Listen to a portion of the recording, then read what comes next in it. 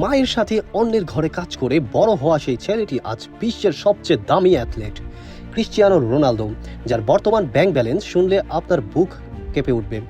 কিন্তু জানেন কি, ফুটবলার হওয়ার আগে তিনি কি করতেন? পর্তুগালের এক অতি দরিদ্র পরিবারে জন্ম নেওয়া রোনালদো ছোটবেলায় রাস্তা ঝাড়ু দিতেন এবং ফুটবল ক্লাবের বল বয় হিসেবে কাজ করতেন। তখন তার আয়ের কোনো নির্দিষ্ট উৎস ছিল না, শুধু ছিল ফুটবলের প্রতি অগাধ ভালোবাসা আর জেদ। ম্যানচেস্টার ইউনাইটেড ও রিয়াল মাদ্রিদের হাত ধরে তিনি বিশ্বসেরা হন। রোনালদোর মূল স্ট্র্যাটেজি হলো ডিসিপ্লিন এবং হার্ডওয়ার্ক। তিনি শুধু ফুটবলার নন, একজন তুখোর ব্যবসায়ীও। CR7 ব্র্যান্ডের হোটেল, পারফিউম আর জিমের ব্যবসা আজ তাকে অনন্য উচ্চতায় নিয়ে গেছে। বর্তমানে 2026 সালে রোনালদোর নিট সম্পদ $1 বিলিয়ন, যা বাংলাদেশি টাকায় প্রায় 12,000 কোটি টাকারও বেশি। আল নাসর ক্লাবের বিশাল বেতন আর ব্র্যান্ড এন্ডোর্সমেন্ট তার আয়ের প্রধান উৎস। রোনালদোর এই অদম্য লড়াই কি আপনাকে অনুপ্রাণিত করে? এমন আরও সুপারস্টারদের স্বপ্নতার গল্প পেতে এখনই আমার চ্যানেলটি সাবস্ক্রাইব ও ফেসবুক পেজটি ফলো দিয়ে পাশে থাকুন।